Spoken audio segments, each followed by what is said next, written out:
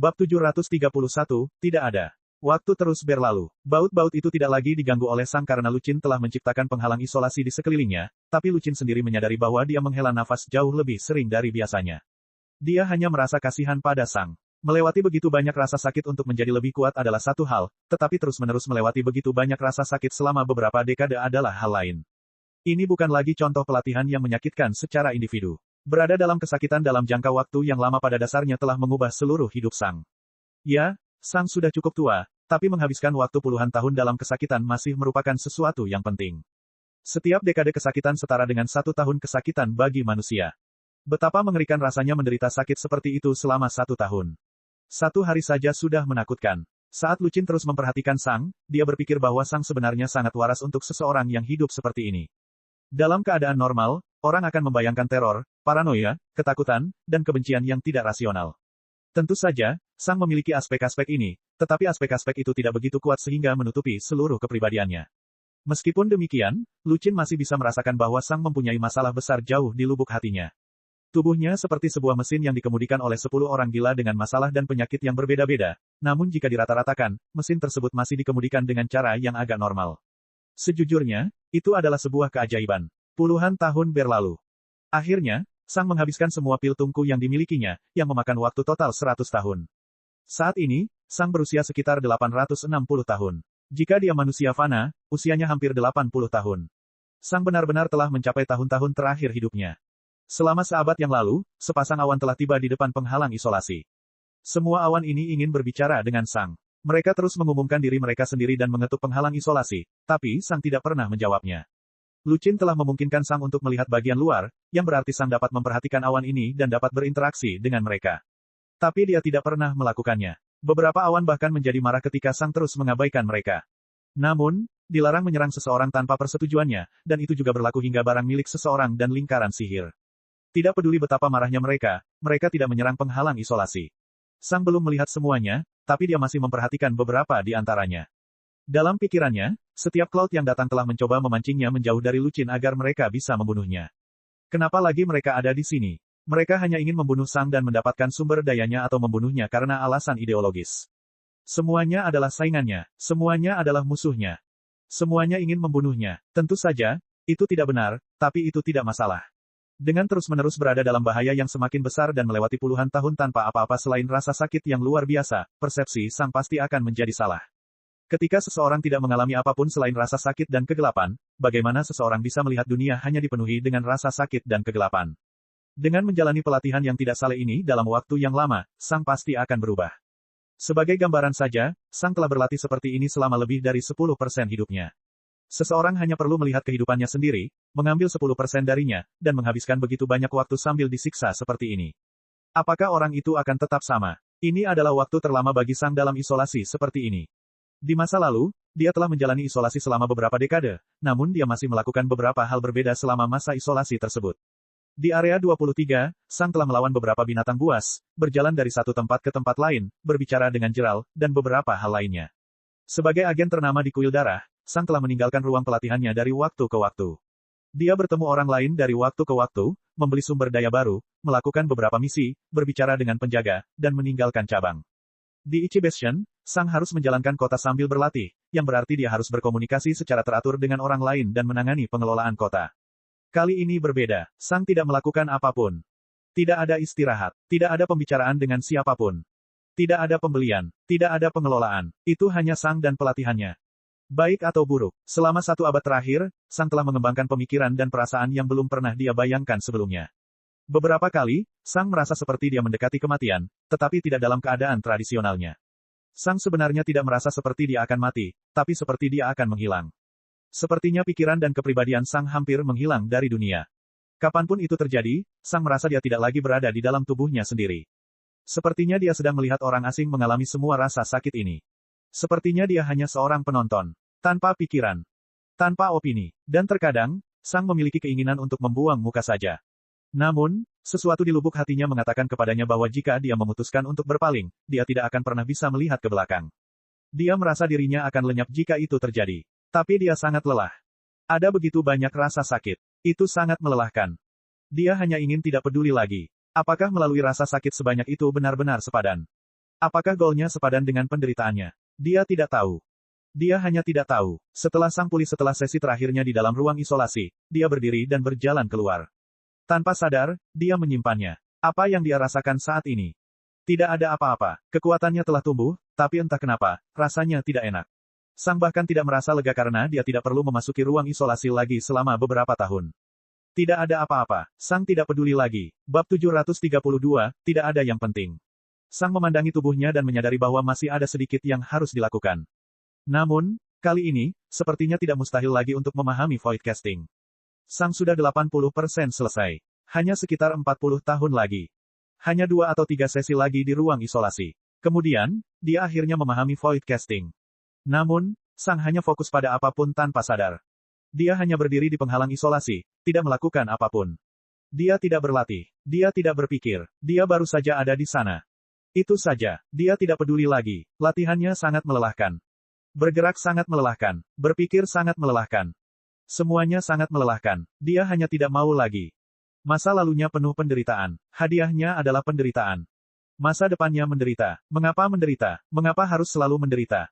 Mengapa dunia membuat dia mengalami begitu banyak penderitaan?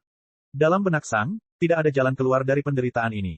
Hal itu tidak dapat dihentikan. Selama dia hidup, dia akan terus menderita. Apa gunanya? Sang terus saja tidak melihat apa-apa. Dan kemudian, dia perlahan menoleh ke samping. Sebuah obelis berdaging yang dulunya adalah tubuh Sang telah terjatuh. Hal ini menarik perhatian Sang ke bukit tempat dia berada saat ini. Daging, darah, organ, penghalang isolasi tidak cukup lebar untuk menampung semua daging yang terkumpul selama 1 abad terakhir, dan potongan daging serta organ mulai menumpuk satu sama lain. Saat itulah Sang menyadari bahwa dia sebenarnya tidak berdiri di tanah tetapi di bagian tubuh lamanya. Udaranya sangat menyengat, dan dipenuhi dengan sesuatu yang menakutkan dan berbahaya. Sang tidak menyadarinya sebelumnya, tapi saat ini, dia bisa merasakan sesuatu yang sangat mendalam di udara. Sebuah bukit yang tidak mengalami apapun selain darah, penderitaan, dan kesakitan selama 1 abad dalam isolasi total. Tidak ada cahaya, udara segar, atau kehidupan yang bisa masuk dari luar. Semuanya terisolasi. Sepertinya ini adalah dunia kecil. Rasanya seperti neraka kecil. Tidak ada yang cerah, positif, atau membahagiakan di sini. Dan udara, itu, aneh. Sang dapat merasakan bahwa udara telah memperoleh sifat yang kuat. Tapi apa ini? Kekuatan apa yang ada di udara ini? Sang mengulurkan tangan kanannya dan memusatkan perhatian padanya. Kemudian, dia menghendaki beberapa mana di sekitarnya untuk masuk ke tangannya. Dalam sekejap, sesuatu terjadi pada tangan Sang. Itu mulai berubah menjadi abu-abu. Dan kemudian, Sang kehilangan kendali atas tangannya, dan tangan itu tergantung di lengannya tanpa kehidupan. Sang mencoba memindahkannya, tetapi tidak mungkin. Sang mencoba menyembuhkannya, tapi itu juga tidak mungkin. Tangannya telah mati. Namun, entah kenapa, Sang tidak gugup atau takut, dan dia hanya melihat tangannya yang mati. Dia tidak tahu apa itu, tapi rasanya mendalam dan agung. Rasanya misterius. Sang belum pernah mengalami hal seperti ini sebelumnya. Itu tidak seperti kegelapan, tapi juga tidak seperti entropi. Itu berbeda. Beberapa detik kemudian, tangan Sang menjadi hitam dan mulai membusuk. Kita harus ingat bahwa tubuh orang-orang berkuasa seperti itu tidak mudah membusuk. Bagaimanapun, seluruh bagian tubuh Sang masih berada di atas bukit, dan belum membusuk. Namun, tangannya mulai membusuk. Sang terus melihatnya. Detik berikutnya, tangan Sang mulai menghilang seiring dekomposisi alami yang membuatnya menjadi tanah, cairan, dan gas. Sang fokus pada sekelilingnya saat pembusukan perlahan merayapi lengannya, semakin menghancurkan. Dia bisa merasakan jika dia menyerap lebih banyak, dia akan mati. Mana di sekitarnya berbahaya. Dan kemudian, Sang berpikir. Berapa banyak mana yang telah dia serap? Jika semua yang ada di sini diisi dengan mana semacam ini, apa efeknya terhadap dirinya? Tentu saja, cara Sang menyerap mana sebelumnya sangat berbeda dari apa yang dia lakukan pada tangannya sekarang.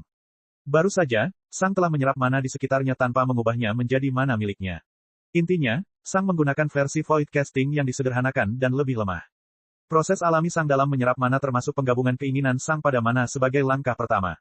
Karena itu, tubuh dan pikiran Sang tidak membusuk seperti lengannya. Namun, Sang masih menyerap entah berapa banyak mana ini. Tentu saja, dia telah menyatakan keinginannya, tapi apakah itu berarti tidak ada efeknya? Bahkan ketika Sang dihadapkan pada sesuatu yang misterius ini, entah kenapa, dia masih merasa lesu. Sepertinya dia tidak peduli, itu terlalu melelahkan. Sesaat kemudian, Sang mendengar sesuatu, dan dia menunduk. Pipi kanannya telah berubah menjadi cairan hitam yang menetes ke dadanya yang membusuk. Sang tanpa sadar melihat wajahnya perlahan mulai membusuk. Dadanya sudah setengah berubah menjadi zat seperti lumpur abu-abu dan hitam dengan beberapa lubang di dalamnya, dan bahkan kaki Sang mulai menghilang perlahan. Tubuh Sang tidak kunjung sembuh, dan energi kehidupannya menghilang. Tapi Sang tidak memikirkan apapun tentang itu. Sepertinya tidak ada hal aneh yang terjadi.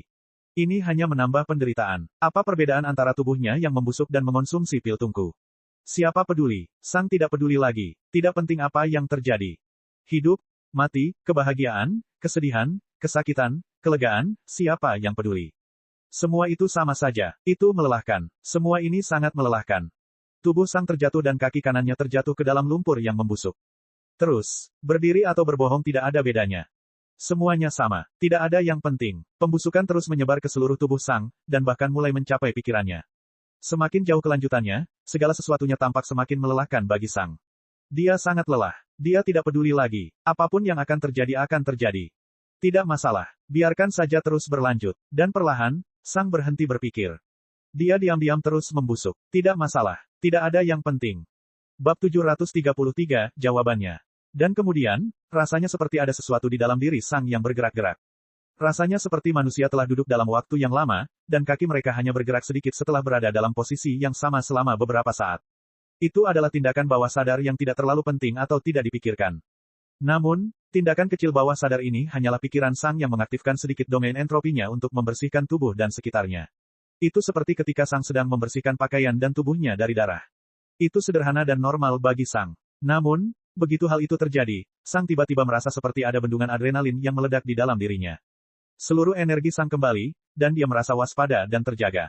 Sang segera fokus pada tubuh dan pikirannya. Dan kemudian, nalurinya berteriak padanya. Dia hampir mati. Dia sedang sekarat. Lebih dari separuh tubuh Sang telah membusuk, dan energi kehidupan Sang berkurang hingga hanya sekitar 20%. Segera, Sang memanggil pil yang berisi energi kehidupan. Dia telah membeli beberapa di antaranya untuk keadaan darurat. Dia mengonsumsi pil tersebut, dan tubuhnya mulai meregenerasi energi kehidupan dengan cepat. Sang fokus pada tubuhnya dan menggunakan domain entropi untuk membersihkan segala sesuatu yang bukan miliknya. Tubuhnya segera berhenti membusuk, dan seluruh bagian yang setengah membusuk berubah menjadi debu hitam. Sesaat kemudian, tubuh Sang kembali menyesal. Penguraian tersebut telah menghentikan tindakan energi kehidupan Sang sebelumnya, namun ketika Sang telah menggunakan domain entropinya untuk menyingkirkan apapun yang menyebabkan masalah ini, energi kehidupan Sang bekerja kembali. Sang berdiri lagi dan menarik napas dalam-dalam. Baru sekarang dia menyadari betapa dekatnya dia dengan kematian. Apakah dia peduli dengan kehidupan? Tentu saja, dia tidak ingin mati. Sang tidak bisa menerima kenyataan bahwa dia hampir membiarkan dirinya mati sekarang. Sepertinya dia adalah seseorang yang benar-benar berbeda. Sang memusatkan perhatian pada tubuh dan pikirannya, dan dia menyadari sesuatu yang aneh. Bukan hanya tubuhnya yang telah disembuhkan oleh energi kehidupannya tetapi juga pikirannya. Ini berarti Sang telah menyingkirkan sesuatu asing yang ada dalam pikirannya. Pasti itu adalah mana misterius di sekitarnya, pikir Sang. Saya baru saja keluar dari ruang isolasi, dan meskipun saya dibanjiri energi kehidupan oleh ruang isolasi, tubuh dan pikiran saya masih menyerap banyak mana dari lingkungan sekitar. Lagi pula, aku kehilangan mana selama sekitar 2 bulan. Apakah ini alasan mengapa aku begitu lesu dan apatis terhadap hidupku sendiri? Ya, semua latihan ini menyebalkan, tapi aku melakukan ini demi tujuanku. Saya sudah 80% di sana. Saya tidak akan berhenti ketika saya hampir selesai dengan semua urusan pil tungku dan ruang isolasi ini. Namun, aku rela mati saja sekarang. Sang fokus pada mana misterius di sekitarnya. Dia memutuskan untuk menyerap mana lagi, dan energinya dengan cepat mulai menghilang. Sepertinya semua ini tidak penting lagi. Namun demikian, Sang menggunakan domain entropinya sejenak lagi. Dan seluruh energinya kembali. Tidak peduli kekuatan macam apa yang ada di sekitarnya, itu tidak bisa bersaing dengan kekuatan kekejian. Kekejian adalah musuh dari keberadaan itu sendiri. Sang mencobanya beberapa kali lagi, dan dia terus fokus pada apa yang dia alami. Dia juga bereksperimen dengan menyerap mana asing tanpa memaksakan kehendaknya, yang mengakibatkan tubuhnya membusuk lagi. Tapi kali ini, Sang bisa mengendalikan dirinya sendiri. Dan akhirnya, Sang mengerti apa yang sedang terjadi. Namun, pemahaman yang dicapai Sang kali ini sangatlah aneh. Bukan karena dia secara sadar mengetahui apa yang sedang terjadi dan bagaimana hal itu terjadi. Kali ini hanya perasaan saja. Sang hanya merasa ada sesuatu yang seharusnya melakukan sesuatu yang spesifik. Sangat sulit untuk dideskripsikan dan dijelaskan. Seseorang harus merasakannya untuk memahaminya. Meskipun demikian, Sang berhasil memahami sesuatu. Dia menyerap lebih banyak mana misterius ke dalam pikirannya, tapi kali ini, tidak ada efek buruknya. Itu sama seperti bentuk mana lainnya. Saat ini, Sang sudah mengetahui jenis mana itu dan apa yang dia alami. Mana kematian, lingkungan sekitar dipenuhi dengan deat mana. Fire mana memanaskan keadaan, ice mana mendinginkan segalanya. Wind mana memindahkan sesuatu, mana air membuat benda menjadi basah dan menciptakan air. Life mana menyembuhkan banyak hal. Dan deat mana membunuh banyak hal. Sama seperti seseorang yang akan mati karena hipotermia jika dikelilingi oleh terlalu banyak mana es, mereka akan mati dan membusuk jika dikelilingi oleh terlalu banyak mana kematian. Tentu saja, dibandingkan dengan jenis mana lainnya, mana hidup dan mati sangat sulit ditemukan dan berinteraksi. Sang secara tidak sengaja menciptakan area yang dipenuhi deat mana yang padat dengan mengisolasi bukit ini dari luar sambil mengisinya dengan darah, kematian, dan penderitaan. Mana dari luar masih bisa masuk karena sang membutuhkan mana untuk latihannya, tapi jenis mana yang masuk sangat bergantung pada lingkungan sekitar. Suasana yang menindas dan dingin menjauhkan semua jenis mana sekaligus menarik potongan mana kematian yang berserakan. Dengan secara tidak sengaja menyerap deat mana ke dalam pikirannya, pikiran sang mulai bertindak lebih sesuai dengan kematian. Apatis, keheningan, ketiadaan. Ketika sang menggunakan domain entropinya, mana kematian diubah menjadi mana netral, dan pikiran sang pulih. Sang hampir mati. Namun, sang senang hal itu terjadi. Kalau tidak, dia tidak akan pernah mendapat kesempatan untuk memahami sesuatu sedalam ini. Saat ini, pikiran sang telah mencapai alam penyihir akhir, membuatnya beberapa kali lebih cepat dari sebelumnya. Memahami konsep tingkat 1 dan tingkat 2 bukan lagi sesuatu yang istimewa bagi sang. Dan hari ini, sang telah memahami dua konsep. Konsep kematian, penyakit, yang mewakili pembusukan tubuh sang. Dan konsep kematian tingkat 2, kelemahan, yang mewakili sikap apatis dan kelesuan dalam pikiran sang. Bab 734, Lubang Kematian. Sang telah memahami dua konsep, dan itu bukan sembarang konsep. Itu adalah konsep yang terkait dengan salah satu dari dua afinitas paling misterius yang ada, hidup dan mati. Penjaga hanya mengetahui dua konsep afinitas kehidupan yang pertama, dan dia adalah salah satu raja penyihir yang paling kuat. Ini menunjukkan betapa sulitnya memahami konsep apapun yang terkait dengan kedua afinitas ini. Berapa banyak orang yang mengetahui dua konsep kematian yang pertama? Nah, bagaimana cara seseorang mempelajarinya? Mereka perlu berinteraksi dengan banyak deat mana tanpa membuat mereka sendiri mati. Selain itu, pemahaman konsep ini juga sangat aneh. Meskipun konsep lain dapat dijelaskan dengan kata-kata dan logika, kedua konsep ini tidak dapat dijelaskan. Itu hanya sebuah perasaan. Itu semacam perasaan resonansi yang misterius. Kepribadian sang unik, dan tidak mengherankan jika ada yang mengatakan bahwa kepribadian sang sesuai dengan konsep kematian. Sang dan kematian sangat cocok. Ini adalah bagian lain yang membuatnya sangat sulit untuk memahami kematian. Tidak banyak orang yang bisa mengenali kematian. Bagaimanapun, semua orang menjadi lebih kuat untuk bertahan hidup. Orang ingin hidup. Mereka ingin menjaga orang yang mereka cintai tetap hidup. Mereka ingin tetap hidup. Mereka tidak ingin bunuh diri. Namun untuk memahami kematian, cara terbaik adalah membunuh diri sendiri. Tentu saja, hal itu bertentangan karena seseorang harus hidup untuk memahami sesuatu. Seseorang yang ingin mati akan memiliki ketertarikan yang luar biasa dengan kematian, namun seseorang yang ingin mati tidak akan hidup untuk menyadari kedekatan ini. Jadi, hal terbaik berikutnya adalah bersikap apatis terhadap kehidupan. Menjadi netral. Ini adalah sang. Sang tidak mencari kekuatan untuk bertahan hidup. Dia tidak mencari kekuatan untuk melindungi orang yang dicintainya. Sang mencari kekuasaan demi kekuasaan. Kelangsungan hidupnya adalah hal kedua. Karena itu, sang memiliki ketertarikan yang tinggi terhadap kematian. Sang mengetahui semua ini, dan dia punya pemikiran. Jika dewa tidak memaksakan afinitas entropi padaku, apakah aku akan memiliki afinitas terhadap kematian? Dewa berkata bahwa dia memilikiku karena suatu alasan. Dia bilang aku berbeda dari yang lain. Dari jutaan dan miliaran orang di bumi, dia memilih saya karena ada sesuatu yang berbeda dalam diri saya. Apakah itu saja? Saya tidak yakin. Sang memikirkan semua ini selama beberapa menit, tetapi dia tidak dapat menemukan jawaban apapun. Akhirnya, sang menjadi gelisah. Dia tidak berlatih lebih dari sehari, dan dia merasa seperti sedang malas. Ya, saya memahami dua konsep yang kuat, tetapi saya tidak punya waktu untuk memasukkannya ke dalam gaya bertarung saya untuk saat ini. Umur panjangku hampir habis, dan aku masih perlu memahami void casting. Pertama, aku harus menyelesaikan void casting. Kalau begitu, aku harus mencapai alam ke-6. Setelah saya melakukan itu, saya bisa fokus pada konsep penyakit dan kelemahan. Pokoknya, aku kehabisan furnace pills. Aku harus mendapatkan 2 pil tungku kristal mana tingkat 7 untuk dorongan terakhir. Sang terbang ke langit dan terbang ke isolation barrier. Dia menyentuhnya dan menyadari bahwa dia dapat melewatinya tanpa masalah apapun. Sang meninggalkan penghalang isolasi dan terbang menuju Fleros. Dia tidak menyadarinya, tapi saat dia pergi, dia diawasi oleh Lucin.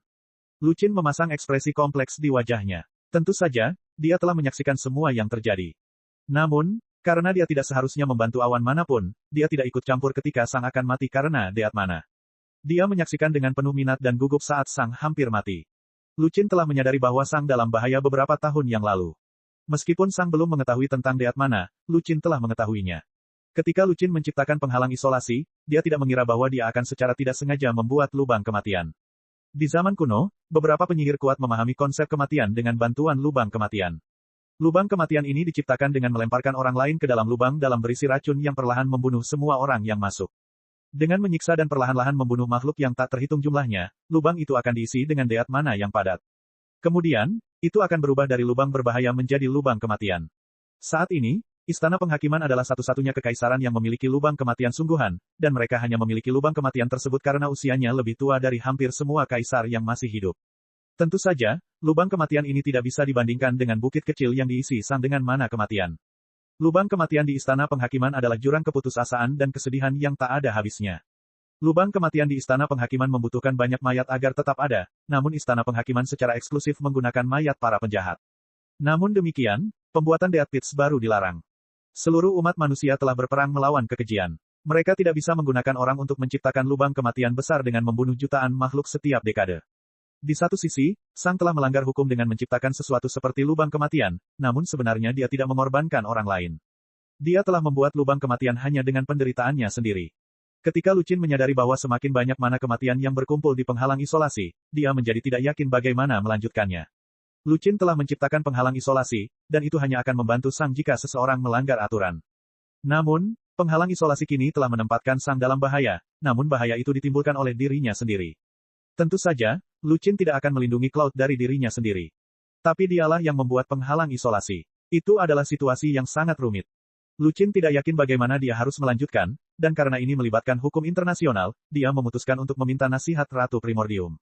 Ratu Primordium memberitahu Lucin bahwa dia tidak boleh ikut campur karena Sang sebenarnya tidak melanggar hukum apapun. Cara hukum tersebut dirumuskan berarti bahwa untuk melanggarnya, seseorang perlu melibatkan orang lain, namun hal ini tidak dilakukan oleh Sang. Namun, Ratu Primordium juga menyuruh Lucin untuk mengawasi Sang dan memberitahunya jika terjadi sesuatu dalam situasi ini. Dan Lucin memutuskan untuk melakukan itu sekarang. Lucin mungkin tidak mengetahui konsep apapun yang berhubungan dengan kematian, tetapi dia dapat merasakan ketika seseorang memahami suatu konsep. Dia tahu bahwa Sang telah memahami dua konsep. Lucin memberitahu Ratu Primordium tentang hal ini. Ratu Primordium berterima kasih kepada Lucin atas informasinya dan memutuskan sambungan. Selama beberapa detik, Lucin hanya melihat kristal komunikasinya yang dinonaktifkan dengan ketidakpastian. Bab 735, Musuh. Sang pergi ke Fleros dan membeli 2 pil tungku kristal mana tingkat 7 lainnya. Fleros telah memberi Sang sekitar 2.400 pil tungku sejak dia tiba di Hipye, dan Fleros masih kesulitan memikirkan fakta bahwa Sang menginginkan lebih. Tentu saja, orang ingin menjadi lebih kuat, tapi ini terlalu ekstrim. Namun demikian, Fleros telah memutuskan untuk menyimpan stok sekitar 1.000 pil tungku, dan itu sudah cukup karena Sang meminta 800 pil tungku lagi. Sang pergi lagi dan terbang kembali ke isolation barrier miliknya. Tunggu sebentar, seseorang berteriak. Sang berhenti dan menoleh ke samping. Seorang wanita dengan rambut pirang dan mata biru terbang ke arah Sang. Dia mengenakan jubah putih yang berusaha semaksimal mungkin menyembunyikan lekuk tubuhnya tetapi gagal. Sang tidak mengatakan apapun. Hei, jadi, katanya sambil melihat ke samping dengan ragu, jari-jarinya memutar-mutar satu sama lain. Apakah kamu tidak ingin tahu mengapa aku menghentikanmu? Dia bertanya. Sang tahu bahwa dia adalah seorang Archmage awal, yang berarti dia baru saja menjadi High Mage Cloud. Sang tidak mengatakan apapun. Dia hanya terdiam saat menghadapinya. Archmage menjadi gugup, dan wajahnya menjadi sedikit merah. Sepertinya dia merasa tidak nyaman di bawah tatapan tajam, Sang. Setelah beberapa detik, Sang membuang muka lagi dan terus terbang. Saat Mage melihat itu, matanya membelalak karena terkejut. Hei tunggu. Apa? Sang bertanya dengan kesal sambil menoleh padanya lagi. Nada agresif Sang membuat Sang penyihir mundur, tapi dia tidak mau berhenti sekarang. Jadi, aku sudah melihat pertarunganmu, dan menurutku kamu sangat kuat. Aku tidak peduli, kata Sang dingin. Lain kali, katakan saja tidak ada hal penting yang ingin kau katakan. Kemudian, Sang melepaskan tembakan. Sang penyihir berkedip beberapa kali karena terkejut. Hei tunggu. Namun kali ini, Sang tidak menunggu, dan karena Sang berada 3 tingkat di atasnya, dia bergerak jauh lebih cepat. Hanya dalam sedetik, Sang meninggalkan sens roh penyihir dan mencapai penghalang isolasinya. Dia masuk tanpa masalah apapun. Beberapa detik kemudian, gadis itu tiba di depan penghalang isolasi. Hei, aku hanya ingin bicara. Dia berteriak. Sang tidak menjawab. Tolong keluar, teriaknya. Sang mengeluarkan pil tungku dan meminumnya. Sang penyihir terus memohon agar Sang keluar dan berbicara, tetapi Sang sibuk berubah menjadi sosok daging yang aneh. Selain itu, dia juga tidak peduli. Setelah beberapa menit, aura penyihir berubah. Sebelumnya, dia tampak seperti gadis lugu, tapi sekarang, dia tampak seperti permaisuri yang dingin dan licik. Kemudian, dia pergi tanpa berkata apa-apa. Sang sama sekali tidak terkejut. Dia sudah tahu bahwa setiap Cloud adalah musuhnya. Semua awan lainnya ingin membunuhnya, dan setiap awan yang ingin berinteraksi dengannya jelas hanya seseorang yang ingin memikat Sang ke lokasi berbahaya untuk membunuhnya. Semua awan ini berusaha menangkapnya, dan Sang tahu bahwa dia tidak aman berada di dekat mereka. Dia dilarang membunuh mereka, tetapi jika ada kesempatan, dia akan memanfaatkannya. Setiap Cloud yang mati akan berkurang satu musuhnya. Kekayaan yang akan ia peroleh hanyalah nomor 2 setelah menyingkirkan ancaman. Jika dia bisa, Sang akan membunuh semua awan lainnya. Semuanya berbahaya, namun, Sang tahu bahwa dia tidak mungkin melakukan hal seperti itu. Sama seperti yang lainnya, Sang harus mengikuti peraturan Lightning Manor. Rasa sakitnya terus berlanjut. Dari waktu ke waktu, Bolt melirik Isolation Barrier. Beberapa dari mereka juga bertanya pada Lucin apakah prajurit sedih itu masih ada di sana, dan Lucin hanya mengangguk. Apakah dia masih mengonsumsi Furnace Pills? Lucin mengangguk. Baut menghela nafas. 20 tahun kemudian, Sang memasuki ruang isolasi lagi. Mengkonsumsi pil tungku menjadi sangat mudah bagi Sang, namun memasuki ruang isolasi masih terasa mengerikan. Teror dan kengerian yang dialami Sang di dalam ruang isolasi hampir selalu menghancurkannya. Saat Sang keluar, dia merasa lelah dan hampa lagi, tapi kali ini, dia tahu apa yang terjadi.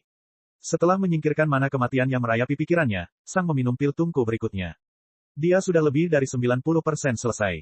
Hanya 20 tahun lagi. Hanya satu perjalanan lagi ke ruang isolasi. Sedikit lagi. Frekuensi kemunculan penyihir yang ingin berbicara dengan Sang menjadi semakin rendah. Dalam 20 tahun terakhir, hanya ada 2. Sepertinya orang-orang mulai menyadari bahwa mereka tidak akan berhasil membuat Sang berbicara dengan mereka. Tahun-tahun berlalu, semakin banyak lumpur merah yang dulunya adalah Sang berkumpul di atas bukit. Saat ini, penghalang isolasi tidak berfungsi sebagai sebuah ruangan melainkan sebagai tong berisi lumpur merah yang terbuat dari daging, darah, dan organ. Tanah di atas bukit tidak terlihat lagi, dan lapisan lumpur organik setinggi beberapa meter berada di atas bukit. Semua ini mewakili penderitaan Sang. Semua ini mewakili ambisi Sang. Semua ini mewakili kemauan Sang. Semua ini mewakili pengorbanan Sang. Dan semua ini mewakili kekuatan Sang. Ini adalah Sang. Inilah siapa Sang. Dan kemudian, Sang menggunakan pil tungku terakhirnya. Jalur mana Sang sudah berhenti mengembangkan beberapa pil tungku yang lalu, tapi Sang ingin benar-benar yakin bahwa perjalanan berikutnya ke ruang isolasi akan menjadi perjalanan terakhirnya. Sang memanggil ruang isolasi, dan ruang itu mendarat di lumpur di bawahnya. Ia tidak berdiri tegak di atas lumpur merah tetapi terkubur sebagian, sehingga orientasi dan posisinya menjadi miring. Sang tidak peduli dan memasukinya. Ruang isolasi ditutup. Di dalam penghalang isolasi di atas bukit terdapat tanah yang penuh dengan darah, daging, dan organ. Di tengah-tengah tanah ini ada sebuah kubus material berwarna hitam murni. Satu-satunya suara di negeri ini hanyalah cipratan daging yang sesekali meluncur ke potongan daging lainnya. Selama 2 bulan berikutnya, tanah ini tetap seperti ini. Dan kemudian, kubus hitam terbuka. Bab 736, begitu banyak kekuatan. Pintu ke ruang isolasi terbuka, dan lumpur berdaging terlihat. Sesaat kemudian, air hijau muncul di dalam ruang isolasi dan melapisi lumpur berdaging tersebut. Pada saat yang sama, semua mana di sekitarnya mengalir ke ruang isolasi dan menghilang. Setelah beberapa detik, seseorang tampak muncul di dalam lumpur, dan mereka akhirnya melangkah keluar. Sang telah pulih. Masa berada di ruang isolasi ini sama mengerikannya dengan masa-masa sebelumnya. Sang bisa menghadapi banyak penderitaan, tapi ruang isolasi masih menakutkan baginya. Dan sekarang, dia senang. Dia senang akhirnya berakhir. Sang fokus pada tubuhnya, dan dia bisa merasakan jalur mana miliknya. Mereka sangat kuat, mereka bahkan lebih keras dan tangguh dari tulangnya. Di tahap jalan sejati, Sang telah menggunakan momentumnya untuk memperkuat jalur mana, dan sekarang, dia melakukan hal yang sama lagi. Momentum dari pemahaman beberapa konsep dan 2 jalur tambahan dengan penekanan telah sepenuhnya digunakan untuk meningkatkan kekuatan jalur mana Sang lebih jauh lagi. 6 jalan, 6 memaksakan, beberapa konsep, koneksi dunia. Semua ini telah dimasukkan ke dalam jalur mana Sang. Dan sekarang, jalur mana Sang sudah cukup kuat. Sang menarik napas dalam-dalam dan menikmati sensasi kekuatannya. Kemudian, Sang terbang ke langit dan terbang keluar dari penghalang isolasi. Sekarang tidak ada lagi deat mana di sekitarnya, Sang dapat mencoba kekuatan barunya. Dia mengangkat lengan kanannya dan mengepalkan tinjunya. Siapa? Semua mana di sekitarnya ditembakkan ke tubuh Sang. Sang merasakan jalur mana miliknya membengkak. Tekanan di dalam diri mereka menjadi semakin kuat. Dalam sekejap, tekanannya menjadi sangat kuat sehingga jalur mana Sang hampir meledak. Namun, Sang mempercayai pelatihannya. Dia tahu bahwa ini adalah cara yang valid untuk mencapai alam berikutnya, dan kekuatan dari sesuatu seperti itu tidak sesederhana itu. Jadi, Sang menyerap mana lebih banyak lagi. Jalur mana Sang berguncang karena stres, dan beberapa retakan muncul di sana. Sang tidak berhenti. Lebih banyak mana memasuki tubuhnya. Guncangannya semakin intensif. Sang menarik napas dalam-dalam. Dan kemudian, sesuatu terjadi. Mana di dalam jalur mana Sang lenyap. Rasanya seperti bendungan telah jebol, dan mana yang mengelilingi Sang membanjiri dirinya seperti orang gila. Kilometer mana di sekitarnya sepenuhnya diserap oleh Sang. Tapi itu terus berjalan. Sekitar 50 kilometer di sekitarnya terserap. Sekitar 500 kilometer terserap. Dan ketika Sang menyerap sekitar 1000 kilometer, akhirnya melambat. Sang berhenti menyerap mana, dan dia menarik napas dalam-dalam lagi. Saat ini, Sang memiliki mana di dalam jalur mana seperti biasanya, tetapi ada sesuatu yang berubah. Jalur mana Sang. Cahaya biru yang tenang mengelilingi jalur mana Sang. Sepertinya mana pathways miliknya telah dicat dengan sedikit cat biru. Sang bisa merasakannya. Kekuatan jalur mana miliknya telah meningkat beberapa kali lipat. Jalur mana miliknya tidak bisa dibandingkan dengan sebelumnya lagi. Itu sangat sulit. Dan terlebih lagi, mereka telah berkembang. Sekarang masih jauh lebih banyak lagi. Setiap jalur mana yang dibuat Sang di masa lalu kini memiliki beberapa jalur mana lagi yang keluar, meluas hingga ke kulit Sang. Jalur mana Sang telah menciptakan lapisan tepat di bawah kulitnya. Ketika Sang melihat itu, dia menjadi sangat bersemangat. Sebelumnya, jalur mana miliknya sudah lebih keras dari tulangnya, dan sekarang, jalur itu menjadi beberapa kali lebih sulit dari sebelumnya. Dengan setiap bagian kecil dari kulitnya kini ditutupi oleh jalur mana, Sang menyadari bahwa pertahanannya pada dasarnya meningkat 4 kali lipat. Terlebih lagi, karena setiap bagian tubuhnya kini ditutupi dengan jalur mana, waktu reaksi Sang juga meningkat. Terakhir, tekanan dari jalur mana mendorong semua mana ke dalam otot, organ, dan tulang Sang, yang berarti bahwa mereka sekarang diisi dengan mana 4 kali lebih banyak dari sebelumnya. Ini berarti kecepatan dan kekuatan Sang meningkat 4 kali lipat. Itu adalah peningkatan seluruh level. Selain itu, pertahanannya juga mengalami peningkatan level penuh. Ini berarti tubuh Sang sekarang berada pada level alam ke-6 awal. Tapi dia masih berada di peak fusion realm. Dan itu bukanlah segalanya. Sang merasa bahwa dia bisa menyerap seluruh level mana dalam sekejap untuk memperkuat serangannya. Namun, menggunakan kemampuan ini akan menghabiskan sekitar 20% energi kehidupan Sang. Namun demikian, peningkatan kekuatannya bahkan mengejutkan Sang sendiri. Sang berharap menjadi jauh lebih kuat, tapi dia tidak menyangka hasilnya akan sebaik ini. Itu sungguh mengejutkan, dan dia bahkan belum berada di alam ke-6. Dia masih berada di peak fusion realm. Peningkatan ini sungguh konyol. Benar-benar konyol, sepertinya Sang sedang bermimpi. Kekuatannya meningkat pesat, itu sangat berharga. Semua penderitaan tidak sia-sia, dia membuat pilihan yang tepat. Sang hampir tidak percaya, namun, beberapa kilometer jauhnya, seseorang sedang melihatnya. Itu adalah Lucin, dan saat ini, matanya dipenuhi rasa kasihan yang mendalam. Apa yang baru saja disaksikan Lucin sungguh tragis. Kenapa semuanya harus berakhir seperti ini? Namun, mungkin, jika itu dia. Mungkin dia bisa melakukannya, tapi peluangnya kecil. Jumlahnya sangat kecil. Lucin menarik napas dalam-dalam dan terbang ke arah Sang. Sang, kata Lucin. Sang terganggu oleh suara Lucin dan menoleh. Ya, dia bertanya, tidak dingin dan tanpa emosi sekalipun. Sang bisa merasakan suasana hati Lucin saat ini, dan dia menjadi bingung. Sang, aku perlu membawamu ke Ratu Primordium, katanya. Sang segera menjadi curiga dan waspada. Mengapa? Dia bertanya. Lucin menarik napas dalam-dalam. Kamu secara tidak sengaja melakukan kesalahan yang bisa membunuhmu. Sang menjadi kaget. Kesalahan. Lucin mengangguk. Baru saja, Anda secara tidak sengaja menghabiskan seluruh momentum yang diperoleh dengan memahami void casting versi Anda, kata Lucin. Pikiran Sang berhenti bekerja. Kamu tidak dapat mencapai alam ke-6 seperti ini. Kamu terjebak di puncak alam ke-5. Sang tidak bergerak. Sepasang helai rambut putih yang muncul di kepalanya karena usia tertiup angin begitu saja. Bab 737, Momentum. Kesunyian. Sang tidak mengatakan apapun untuk waktu yang lama. Dia telah menghabiskan momentumnya. Itu adalah kalimat sederhana, tapi entah kenapa, Sang tidak bisa memahaminya. Apa maksud Lucin dengan mengatakan bahwa dia telah menghabiskan momentumnya? Sang akhirnya memahami void casting versinya, bukan. Dia membutuhkan itu untuk mencapai alam ke-6, bukan. Dan sekarang, dia tidak bisa mencapai alam ke-6. Tapi dia sudah berumur 900 tahun. Dia hanya punya 1 abad lagi.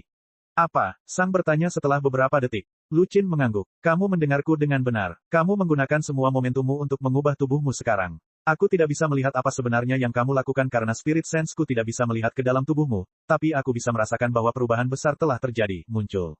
Dan perubahan sebesar itu hanya bisa terjadi jika kita memanfaatkan momentum dalam jumlah besar. Sang tidak bisa fokus pada apapun, dan dia merasa seluruh dunia di sekitarnya menghilang.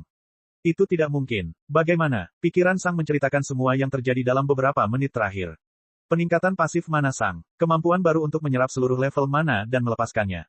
Perlahan-lahan, Sang mulai memahami apa yang terjadi. Sebelumnya, dia tidak percaya kekuatannya meningkat sebanyak itu. Bagaimanapun, seluruh tubuhnya pada dasarnya sudah 1 level lebih tinggi, dan dengan kemampuan aktif tambahan, Sang dapat meningkatkan kekuatannya 1 level lagi untuk 1 serangan. Intinya, Sang bisa melancarkan serangan 2 tingkat di atas dirinya hanya dengan 2 hal itu, yang sangat kuat. Dan itulah masalahnya. Itu terlalu berlebihan. Itu terlalu kuat. Sang sudah mengetahui secara kasar seperti apa kemampuannya. Dia tahu bahwa dia akan mendapatkan kemampuan untuk menyerap banyak mana dan menambahkannya ke kekuatannya. Ini adalah tujuan Sang sejak awal, dan inilah yang telah ia upayakan. Nah, dari mana peningkatan pasif mana itu? Momentumnya. Sama seperti Sang yang menggunakan momentum impulse dan konsep tambahannya untuk meningkatkan kekuatan mana pathways-nya, dia kini menggunakan momentum void casting-nya untuk meningkatkan kekuatan mana pathways-nya lebih jauh lagi. Sang seharusnya berhenti, tapi nyatanya tidak. Sang memikirkan apa yang telah terjadi lagi, dan kali ini, dia menyadari hal lain. Ketika Sang menyerap lebih banyak mana saat itu, tubuhnya sebenarnya berteriak padanya. Itu adalah rasa sakit yang tak tertahankan. Sang telah menyerap terlalu banyak mana, dan dia berteriak bahwa dia akan mati. Namun, penolakan Sang yang tidak masuk akal terhadap rasa sakit dan bahaya telah membuatnya buta terhadap peringatan yang diberikan tubuhnya, dan dia terus melanjutkan dengan percaya diri. Jadi, alih-alih meledak dan mati, tubuh Sang mengubah momentum tersebut menjadi kekuatan yang lebih besar. Dengan semua ini, kekuatan pertempuran Sang pada dasarnya telah mencapai tingkat yang belum pernah terjadi sebelumnya. Tetapi, untuk berapa lama, Sang sudah berusia sekitar 900 tahun.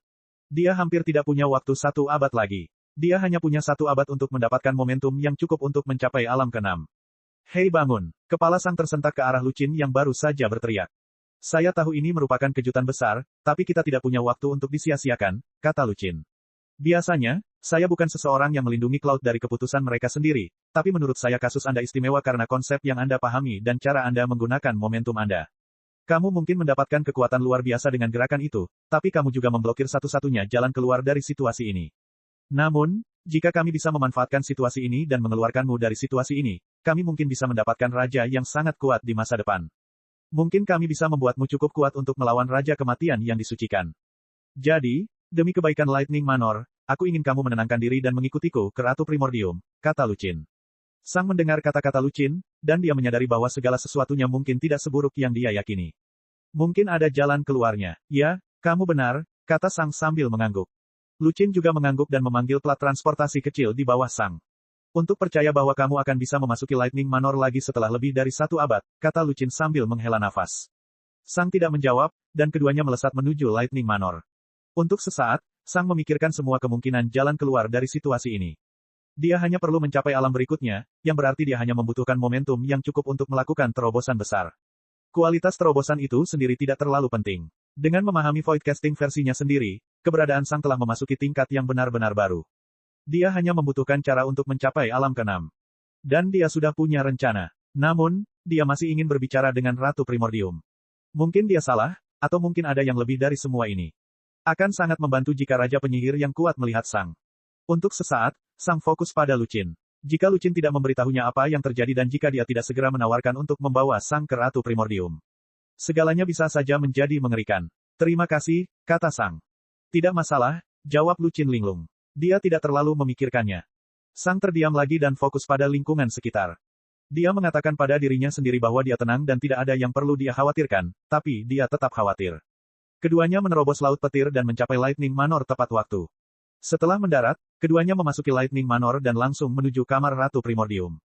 Lucin dengan cepat menggunakan mantra tersebut untuk memberitahu Ratu Primordium tentang apa yang telah terjadi. Untungnya, Ratu Primordium membuka pintunya hanya dalam beberapa detik. Ya, dia bertanya, kami punya masalah, kata Lucin. Sang masih tidak bisa melihat Ratu Primordium, tetapi dia bisa merasakan bahwa Ratu Primordium sedang menganalisanya. Kemudian, Sang merasakan ruang di sekitarnya bergetar hebat. Bab 738, mungkin. Ruang di sekitar Sang bergetar karena keterkejutan Ratu Primordium. Sebagai Raja Penyihir, Ratu Primordium memiliki hubungan yang sangat dekat dengan dunia, dan persepsinya dapat memahami hal-hal yang bahkan jutaan Raja Penyihir tidak dapat memahaminya. Jelas sekali, karena Sang ada di sini, ini berarti masalah Lucin ada hubungannya dengan Sang. Jadi, dia menganalisis Sang dengan sangat cepat, dan apa yang dilihatnya membuat pertanyaannya menjadi kenyataan sesaat. Itu adalah makhluk di alam ke-6 awal yang berada di alam puncak ke-5. Itu tidak masuk akal. Hal yang membentuk realem adalah jumlah mana yang bisa dimiliki seseorang di dalam dirinya. Banyak penyihir berbeda dari berbagai tingkatan mengetahui banyak konsep berbeda dan mantra berbeda. Kekuatan pertempuran setiap penyihir terdiri dari banyak hal berbeda. Namun, realemnya selalu sama. Tentu saja, dalam keadaan tertentu, seseorang bisa memiliki mana lebih banyak dari biasanya, tapi keuntungan itu akan disertai dengan kerugian, yang sebagian besar adalah melemahnya kendali seseorang. Karena jumlah mana dalam diri seseorang, semacam tekanan dan aura terbentuk di sekitar orang itu, yang memberitahu orang lain pada level berapa mereka berada. Seorang prajurit dengan tubuh berlian mungkin memiliki lebih banyak mana daripada prajurit tahap impose, tapi itu tidak sekonyol peningkatan level secara keseluruhan. Terlebih lagi, ketidakstabilan kendali para pejuang ini juga bisa dirasakan di aura mereka. Tapi Sang berbeda. Saat ini, Sang adalah sebuah kemustahilan untuk berjalan. Dia menunjukkan tekanan seseorang di alam keenam awal, tetapi dia memiliki aura yang jelas dari seseorang di alam puncak kelima. Tidak ada tanda-tanda kerugian apapun yang timbul karena memiliki mana sebanyak itu. Itu benar-benar seperti Sang memiliki mana 4 kali lebih banyak dari yang seharusnya. Tapi itu sungguh konyol. Ratu Primordium bahkan belum pernah mendengar hal seperti itu. Namun, Ratu Primordium adalah Raja Penyihir, dan pikirannya bergerak dengan kecepatan yang tidak dapat dipahami oleh siapapun. Dia segera menemukan cara agar hal ini bisa terjadi, dan dia menyadari betapa problematisnya hal ini. Kamu menghabiskan momentummu, dia bertanya. Sang dan Lucin mengangguk. Sang tidak bisa melihatnya, tapi Ratu Primordium mengerutkan kening sambil menggigit bibir bawahnya dengan giginya. Ini buruk, ini sungguh buruk. Berapa lama lagi waktumu? Dia bertanya. Sekitar 1 abad, jawab Sang. Sangat buruk. Ratu Primordium menarik napas dalam-dalam. Sang, aku perlu membawamu ke kustodian lagi. Hal seperti ini belum pernah terjadi sebelumnya, tapi kurasa aku sudah menemukan beberapa informasi penting tentang kondisimu. Namun, aku memerlukan pendapat kustodian karena aku ingin benar-benar yakin. Petik 2. Lucin dan Sang mengangguk dengan sungguh-sungguh. Lucin tetap di depan kamar Ratu Primordium sementara Sang dan Ratu Primordium berjalan ke kamar kustodian. Ratu Primordium mengetuk, dan penjaga keluar dari kamarnya. Fana, senang bertemu denganmu lagi, ucapnya sambil tersenyum sopan. Kemudian, dia fokus pada Sang, dan alisnya terangkat. Ya ampun, katanya dengan suara bermasalah. Itu buruk. Ratu Primordium hanya melihat ke arah penjaga. Saya belum pernah melihat yang seperti ini, tapi menurut saya kondisi ini bahkan lebih menyusahkan daripada yang saya yakini sebelumnya, itulah sebabnya saya membawanya ke sini. Penjaga itu memandang Sang selama beberapa detik sambil menggaruk dagunya. Lalu, dia mengangguk. Kamu benar, Fana. Berdasarkan teori fundamental mana, hukum ketujuh konservasi mana, dan teori benang, total bobot keberadaan teman kecil kita telah meningkat drastis. Sang tidak bisa melihatnya, tapi Ratu Primordium menyipitkan matanya. Kalau begitu, tidak mungkin. Aku punya pertanyaan, tiba-tiba Sang berkata. Jika aku hanya membutuhkan momentum yang cukup untuk mencapai alam ke-6, bukankah pemahaman konsep tingkat 3 sudah cukup? Biasanya ya, jawab Ratu Primordium. Ketika Sang biasanya mendengar kata itu, isi perutnya terasa sesak. Namun, kasusmu istimewa. Kamu telah menambahkan begitu banyak mana ke dalam dirimu sehingga berat badanmu bertambah 1 tingkat. Memindahkan sesuatu yang berat membutuhkan lebih banyak energi daripada memindahkan sesuatu yang ringan.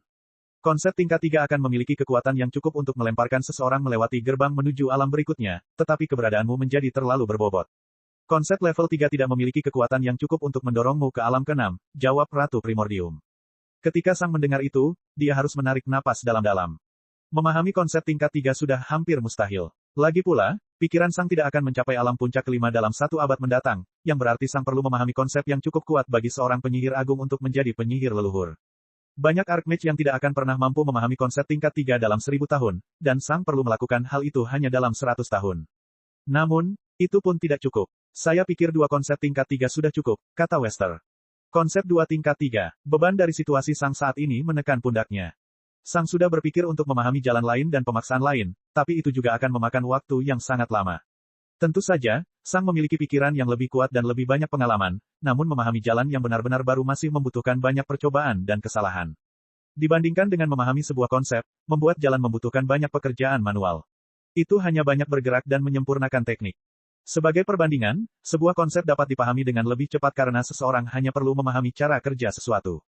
Sang memperkirakan bahwa dia mungkin dapat memahami konsep tingkat 3 pada abad terakhir. Lagi pula, dia telah memahami beberapa konsep, pikirannya menjadi sangat kuat, dan dia memiliki Lightning Manor sebagai pendukungnya. Itu seharusnya mungkin. Tapi dua pada dasarnya mustahil. Tetapi mungkin ada jalan, kata kustodian. Kepala Sang terangkat, dan dia fokus pada penjaga. Kemudian, penjaga melihat ke arah Ratu Primordium. Apakah kamu tidak memberitahuku sesuatu yang menarik tentang teman kecil kita di sini beberapa tahun yang lalu? Dengan banyak keberuntungan dan banyak kerja keras, dia mungkin hanya perlu memahami 1 konsep tingkat 3. Tetapi itu akan sangat sulit. Bab 739, Usia Tua. Sang duduk sendirian di depan batu yang bersinar terang di dalam gua yang sangat gelap. Meskipun batunya bersinar terang, cahayanya tampak menghilang setelah beberapa meter, meninggalkan kegelapan yang pekat. Ini adalah gua senja, dan merupakan tempat terbaik bagi awan untuk memahami konsep senja. Sayangnya, tempat ini sangat jarang dikunjungi pengunjung karena semua orang dengan Twilight Affinity lebih memilih untuk masuk ke dalam Twilight Dust Family. Tentu saja, Lightning Manor tidak bisa dibandingkan dengan keluarga Twilight Dust dalam hal membesarkan orang dengan Twilight Affinity. Gua Twilight terbuat dari logam yang mengeluarkan mana kegelapan, dan batu di tengah gua terbuat dari logam yang mengeluarkan mana cahaya. Light mana dan darkness mana akan berbenturan dan membatalkan satu sama lain. Tentu saja, agar light mana tidak habis seluruhnya, Lightning Manor perlu menggunakan banyak light mana kristal, tetapi mereka bersedia membayar banyak untuk cloud mereka. Saat itu, rambut putih Sang menjuntai di kepalanya seperti jerami. Dalam beberapa dekade terakhir, penampilan Sang mengalami perubahan drastis. Rambut hitamnya telah hilang sama sekali, digantikan oleh rambut putih khas seorang lelaki yang sudah sangat tua. Banyak kerutan di wajah Sang, dan beberapa kulit menggantung di dagunya. Sang menjadi tua. Dia telah berada di gua ini selama lebih dari 50 tahun, namun dia masih belum memahami konsep senja. Karena urutan Sang dalam memahami konsepnya, konsep Twilight telah berubah menjadi sulit untuk dipahami seperti konsep tingkat 3. Seperti yang Tuhan katakan setelah percobaan terakhir, tidak ada level yang melekat pada konsep. Itu hanya bergantung pada urutan bagaimana seseorang memahami konsep kelompok tertentu. Sang telah memberitahu semua orang bahwa dia telah menyimpan konsep Twilight ketika dia perlu memahami konsep dengan cepat, dan ini adalah waktu terbaik untuk itu. Penjaga dan Ratu Primordium tidak mempertanyakan keputusan Sang. Saat ini, anak bencana dan Sang bahkan tidak terhubung sama sekali dalam pikiran mereka, dan bahkan jika mereka terhubung, Kaisar Petir sudah melihat ke arah Sang, bukan? Jadi, jika Kaisar Petir tidak mengidentifikasi Sang sebagai anak bencana, apa yang membuat mereka berpikir bahwa mereka bisa melakukannya? Biasanya, konsep Twilight dipandang sebagai konsep tingkat 1 atau tingkat 2, namun tampaknya juga tidak mustahil bahwa ia bisa menjadi konsep tingkat 3. Pada akhirnya, mereka memberikan kebebasan kepada Sang atas apapun yang ingin dia pahami dan dimanapun. Tentu saja, dia harus membayar apapun yang dia gunakan jika dia berhasil bertahan hidup. Selama 50 tahun, Sang telah duduk di depan batu ini, mencoba memahami Twilight. Namun, hal itu tidak semudah itu. Itu adalah konsep tingkat 3, dan pikiran Sang bahkan belum mencapai puncak alam kelima. Sang menyerap semua mana terang dan kegelapan ke dalam dunia batinnya dan terus melawan beberapa musuh kuat untuk memahami konsep senja. Tapi itu sangat sulit. Itu sangat rumit. Namun, Sang tidak bisa berhenti. Ini adalah satu-satunya kesempatannya. Penjaga telah memberitahu Sang tentang konsep tingkat 3 kedua yang bisa dia coba pahami. Konsep kematian tingkat 3, api penyucian. Berdasarkan apa yang dia katakan, cara terbaik untuk memahami api penyucian adalah dengan berada sedekat mungkin dengan kematian untuk jangka waktu yang lama. Rupanya, Permaisuri Kematian pernah mengalami koma yang intens dan berbahaya untuk waktu yang sangat lama melalui mantra. Dia hanya akan bangun ketika dia memahami konsep api penyucian. Kalau tidak, dia akan mati. Tentu saja, dia berhasil, tapi ini masih menjadi salah satu momen paling berbahaya dalam hidupnya. Sang perlu memahami dua konsep tingkat 3 hanya dalam 100 tahun, yang hampir mustahil. Namun disitulah konsep api penyucian muncul. Sama seperti dua konsep kematian pertama yang dipahami Sang, konsep kematian tingkat 3 juga dapat dipahami dalam satu hari. Namun, itu sangat berbahaya, dan jika Sang gagal, dia akan mati. Sama seperti Permaisuri Kematian saat itu. Tapi pertama-tama, Sang perlu memahami konsep Twilight. Tampaknya, konsep api penyucian tidak akan ada gunanya.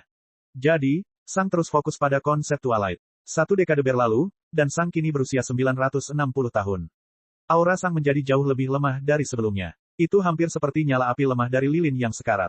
Karena melemahnya aura Sang, pakaiannya juga mulai terkena kekuatan alam, robek di beberapa tempat dan menjadi kotor. Perban di sekitar rongga mata Sang telah kehilangan kekencangannya dan mulai sedikit terkulai. Tubuh Sang telah menyusut sedikit, namun punggungnya masih lurus seperti 60 tahun yang lalu.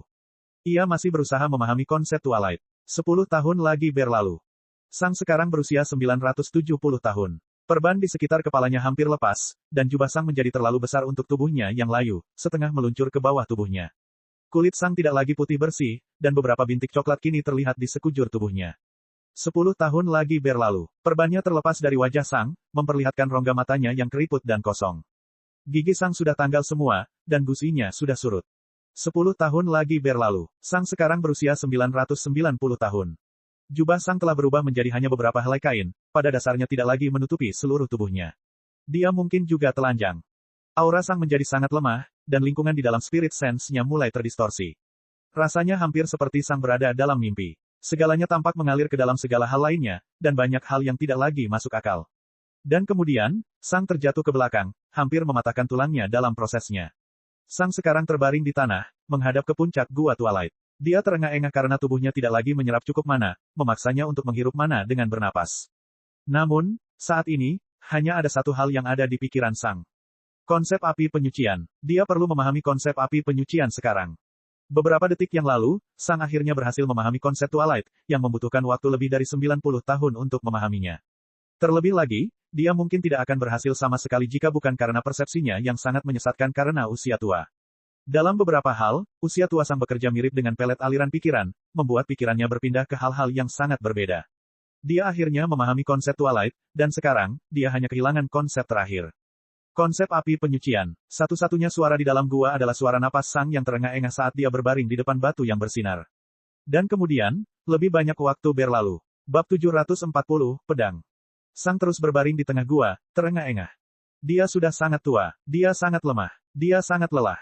Namun, tidak ada yang bisa dia lakukan selain mencoba belajar sebanyak mungkin tentang situasinya saat ini. Dia telah tiba di akhir hidupnya, namun masih ada cara untuk memperpanjangnya. Sang belum mencapai tujuannya, dan dia tidak berhenti berusaha untuk mencapainya.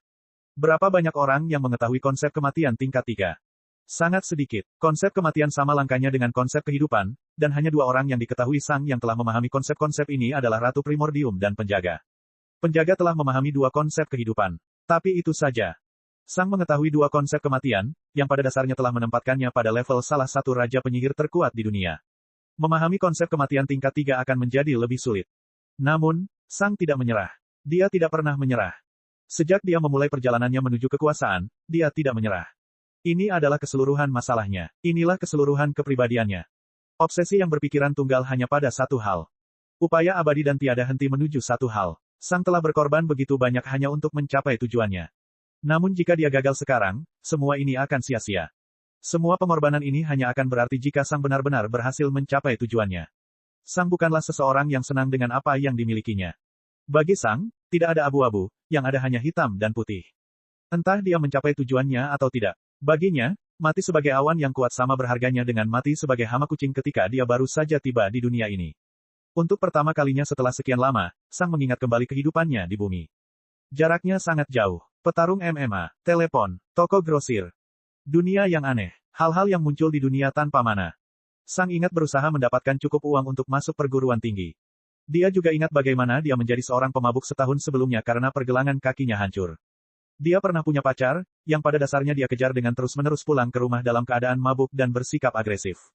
Dia memiliki orang tua, konsep yang aneh dan asing. Keluarga. Kemudian, pikiran Sang melayang ke saat dia meninggal. Dia sangat lemah. Dia bahkan tidak bisa mengalahkan 2 perampok. Dia ingat Tuhan dan bagaimana perasaannya setelah memasuki atrium. Hutan yang tidak diketahui. Perasaan ajaib saat bersentuhan dengan mana untuk pertama kalinya. Pelatihan berikut ini sangat menyenangkan. Sang hanya perlu berlatih secara terpisah. Beberapa ayunan dengan pedangnya adalah latihan yang dia butuhkan. Ketika Sang memikirkan tentang pedangnya, spirit sense-nya yang lemah terfokus pada subsis yang tergeletak di sampingnya. Pedang? Iya, katanya lemah dengan suara serak. Pedang tidak menjawab. Pikiran Sang kembali ke saat dia berlatih bersama dengan SWOT. Mereka telah berbicara dan berlatih bersama. Itu sangat menyenangkan. Dan kemudian, Sang teringat saat pertama kali dia benar-benar menggunakan entropi di dunia luar. Komandan Wilbury. Saat itu, SWOT meneriakinya, mengatakan bahwa dia tidak ingin sendirian. Cermin? Iya, kata Sang. Pedang tidak mengatakan apapun. Kamu selalu menjadi cermin. Kamu selalu menunjukkan kepadaku apa yang tidak aku lihat sendiri. Pedang tidak mengatakan apapun. Saya bahkan tidak tahu mengapa saya berbicara dengan Anda, kata Sang. Pedang tidak mengatakan apapun. Lingkaran ajaib yang kompleks dan cair, kata Sang. Konsep kehidupan, perubahan tingkat 2, konsep gravitasi, kompresi tingkat 3, konsep ruang, jarak tingkat 2, konsep logam, baja tingkat 3, dan yang paling mengesankan, konsep logam tingkat 5, penghancuran. Pedang tidak mengatakan apapun. Dengan menggunakan semua konsep ini, Anda dapat membuat lingkaran ajaib kompleks yang menunjukkan apapun yang paling membantu pengguna. Saat itu, aku menginginkan seorang teman. Seorang teman yang memiliki ambisi yang sama besarnya denganku. Kami berbicara, dan kami berdua bekerja menuju tujuan yang sama. Karena itulah yang saya inginkan, kata Sang. Pedang tidak mengatakan apapun. Keinginan terakhir George adalah balas dendam, yang merupakan masukan terakhir yang diterima tombaknya. Seperti sebuah program, mereka melakukan yang terbaik untuk mencapai tujuan tersebut. Dan itu karena itu adalah sebuah program. Sama seperti kamu, kata Sang. Pedang tidak mengatakan apapun. Aku bahkan tidak tahu kenapa aku berbicara denganmu saat ini. Mungkin itu hanya penghiburan terakhir yang kuinginkan. Mungkin saja, aku ingin dibuktikan salah.